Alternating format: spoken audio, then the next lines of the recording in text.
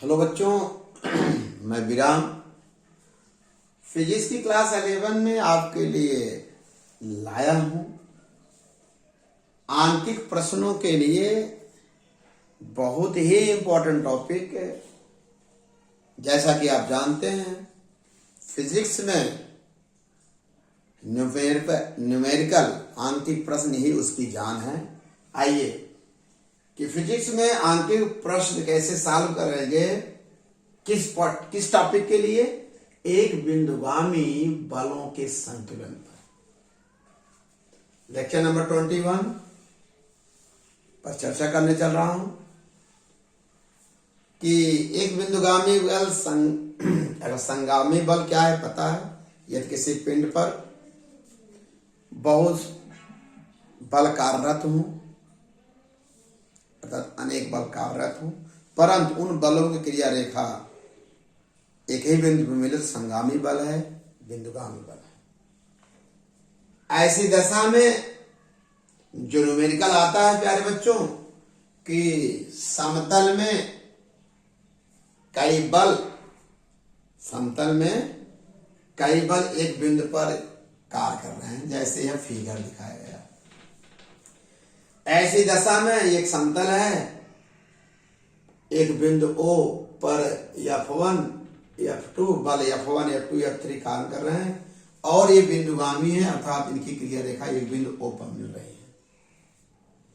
तो इन बलों का परिणाम बल ज्ञात करने के लिए प्यारे बच्चों क्या करते हैं, ये जो बिंदु है जहां पर सब इन बलों की क्रिया रेखा मिल रही है, चूंकि और समतल में है, समतली बल है, ये इन पर दो परस्पर लंबवत अक्ष खींचते हैं। इनका कटान बिंदु बिंदु O से जाता है। एक को बोलते हैं एक्स एक्सिस, दूसरे को बोलते हैं Y axis. You are right. अब इन सभी बलों को हम एक्स अक्ष के अनुदिश वियोजित करेंगे, फिर वाई अक्ष के अनुदिश वियोजित करेंगे। सभी बलों को F1 F2 F3 F4 जितने भी बल बिंदुगामी बल हैं, सभी बलों को क्या करेंगे, एक्स अक्ष के अनुदिश वियोजित करेंगे, फिर वाई अक्ष के अनुदिश क्या करेंगे, वियोजित करेंगे। ऐसी परिस्थिति में मान लिया जो ये टॉपिक है उसमें हम लिए क्या है, तीन बल F1 F2 जो किसी बिंदु O पर कार्यरत हैं, इनका परिणामी कैपिटल R है। F1 vector F2 vector F1 इन सब का परिणामी कैपिटल R है, जो धन एक्स अक्ष से अल्फा कोण बना रहा, R जो है अल्फा कोण बना रहा, और इनका परिणामी क्या होगा, वेक्टर R बराबर F1 vector plus F2 vector F3 vector, और एक्स अक्ष के साथ F1 अल्फा 1 कोण पर है, F2 अल्फा धन एक्स अक्ष के साथ, और F3 अल्फा 3 कोण पर है।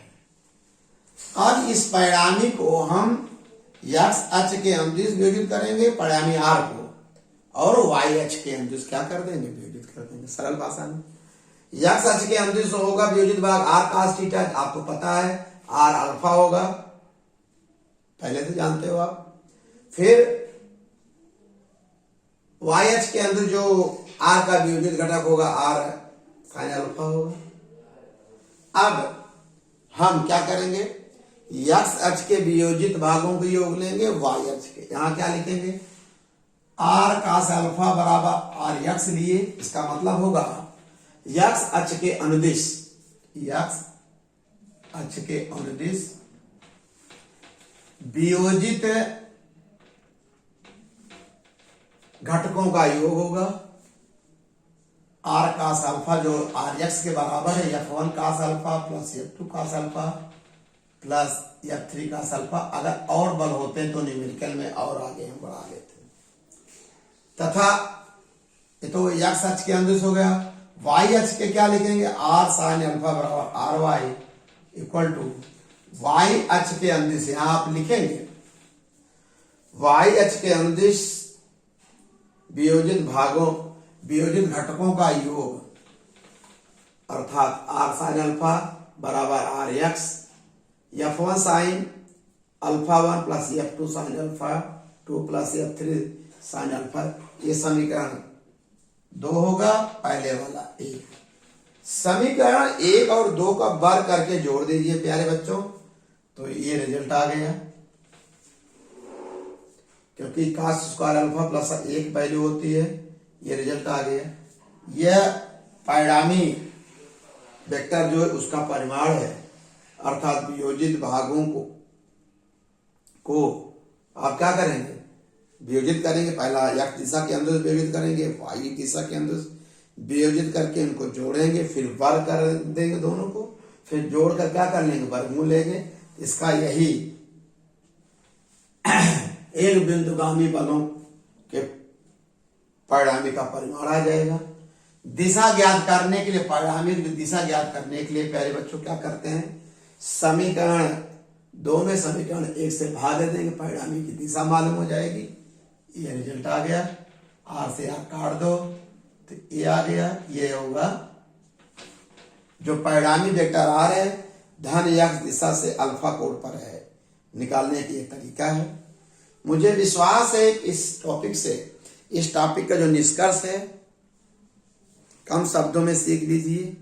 अगर न्यूमेरिकल आपको दिया गया हो इस तरह के न्यूमेरिकल, तो आप क्या करेंगे, एक परिणामी लेंगे, परिणामी r मान लीजिए, r को r cos अल्फा बराबर r x करके उन x के अक्ष के अनुरूप वियोजित घटकों का घटक निकालिए, फिर उन माने उनको जोड़ दीजिए, जोड़ने के बाद स्क्वायर कर दीजिए। फिर इसी प्रकार y अक्ष के अनुरूप कर दीजिए घटकों को, घटक निकाल लीजिए, फिर उनको जोड़कर वर्ग कर दीजिए, फिर ये फार्मूला लगा दीजिएगा। दिशा निकालने के लिए भाग दे दीजिएगा सीधा। मुझे विश्वास है जो NCERT पर न्यूमेरिकल मिलेंगे सब इस टाइप के न्यूमेरिकल आपको अधिक से अधिक मिलते हैं। उन न्यूमेरिकलों को सॉल्व करने में ये टॉपिक बहुत उपयोगी होगा। बहुत ही सरल भाषा में बताए हैं, नोट्स बना लेना बेटा। हम कुछ आपके लिए न्यूमेरिकल भेजूंगा, उसको सॉल्व कर लीजिएगा। ओके बेटा, और मैं कुछ न्यूमेरिकल सॉल्व भी करूंगा नेक्स्ट वीडियो में। ओके बेटा, धन्यवाद।